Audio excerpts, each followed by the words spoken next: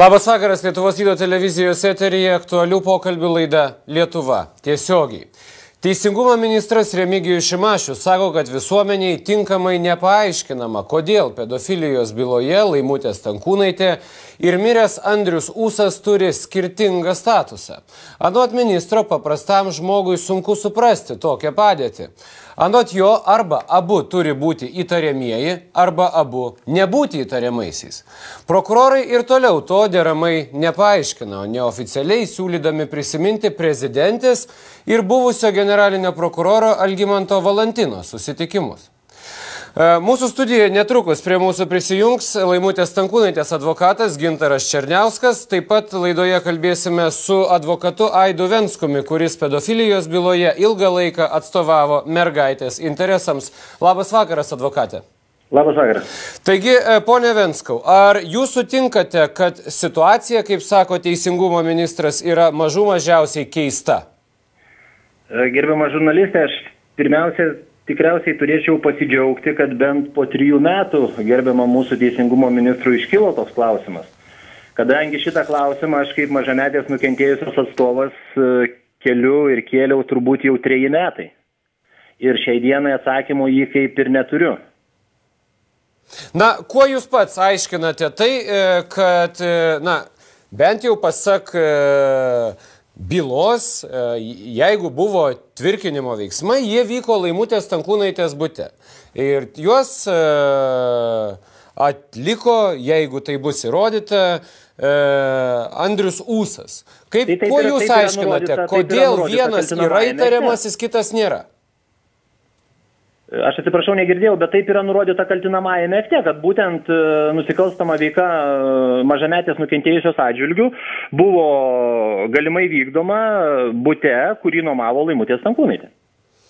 Na, ponė Venskau, prokurorai šiandien neoficialiai, žinoma, man teigia, kad apskritai netikintis, kad šioje byloje kas nors bus nuteistas, nes esą jie taip kalba, kad jie buvo priversti nenutraukti bylos, o perduoti ją teismui. Toks buvo prezidentės reikalavimas susitikimuose su anuo generaliniu prokuroru. Jūs galėtumėte tai kaip nors įvertinti? Žinoma, tai yra neoficialūs pasakymai, prokurorai viešai to turbūt nepasakytų.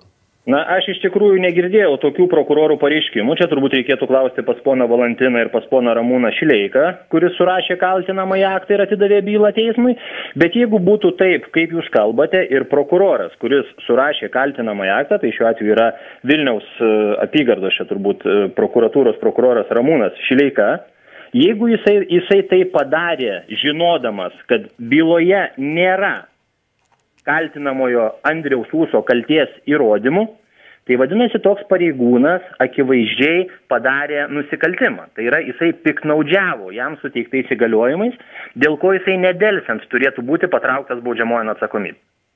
Pone Venskau, kai prokurorai nutarė nutraukti tyrimą prieš Laimutę Stankūnaitę, taip pat prieš Violetą Naruševičienę ir kitą mirusi nužudytą žmogų teisėją Furmanavičių, tas bylas, tuos sprendimus jūs skundėte. Ir 2 teismai pasisakė, kad nėra pagrindo prieš juos vykdyti ikiteisminį tyrimą. Bet kaip taip yra, kad prieš vienus nėra, prieš kitą yra?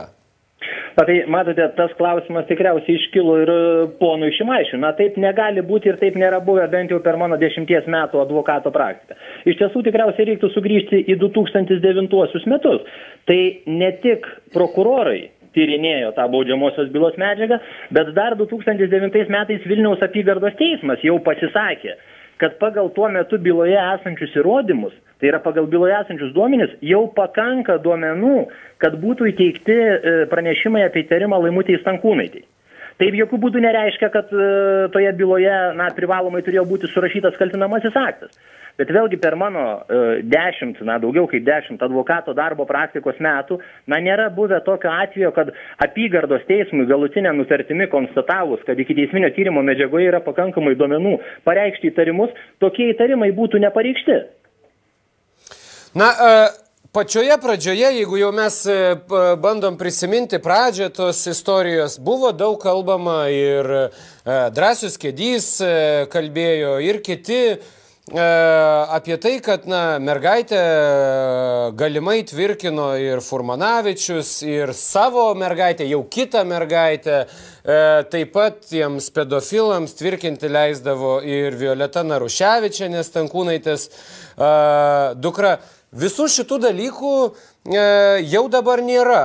Tokių, tie kaltinimai ar įtarimai subliuško, liko tik ūsas. Gal iš tiesų galima daryti prielaidą, kad tai tam tikras reveransas teisėsaugos ar tam politiniam spaudimui, kuris buvo aplink šitą bylą? Palikti bent vieną įtariamąjį.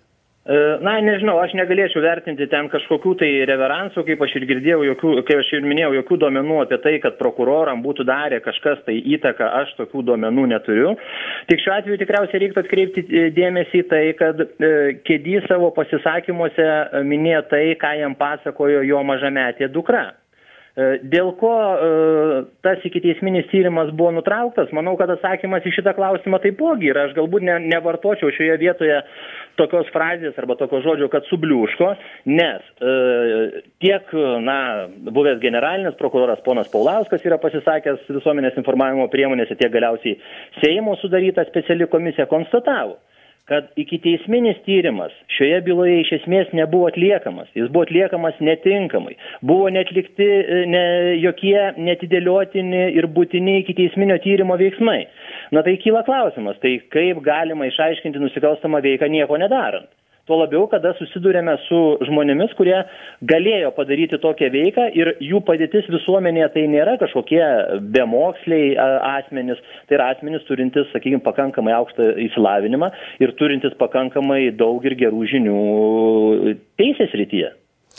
Pone Venskau, jūs esate teisininkas ir, aišku, į teisinius klausimus jums atsakinėti yra kur kas paprasčiau nei į tokius, emocinius, bet vis dėlto įsivaizduokime tam situaciją, kuri gali iš tiesų įvykti. Tarkim, Andrius Ūsas šioje byloje jau po mirties, bet yra išteisinamas, neradus jo kalties įrodymų ir iš esmės, turbūt visuomenė toliau lieka palikta viena visuomenės dalis prie tikėjimo viena versija, tikėjimo kita versija. Ar teismo sprendimas čia dar gali iš esmės pakeisti tikėjimą? Juk ši istorija jau remiasi turbūt tikėjimo, o ne teisė. Kaip Jūs manot? Tai Jūs teisingai paminėjote, aš visada stengiuosi kalbėti kaip teisininkas ir šiuo atveju kalbu kaip teisininkas, niekada nesistengiu vadovautis emocijomis ir negaliu pasakyti, kokią įtaką vienam ar kitam tikėjimui turėtų vienoks ar kitoks teismo sprendimas. Galiu pasakyti tik tiek, kad bet kokiu atveju šioje byloje bent jau būtų padėtas taškas ir, sakykime, arba būtų konstatuota, kad toje byloje yra pakankamai Ūso kalties įrodymų, arba būtų konstatuota, kad tokių įrodymų ar tai trūksta, ar galbūt būtų konstatuota, kad jisai nepadarė tokios nusikalstamos veikos. Kągi, ačiū Jums, advokatė, už pokalbį. Dėkui, kalbėjome su advokatu Aidu Venskumi, kuris pedofilijos byloje ilgą laiką atstovavo mergaitės interesams. Dabar reklama, o po reklamos šioje studijoje kalbėsime su Laimutės Stankūnaitės advokatu Gintaru Černiausku. Likite su mūsų kanalu.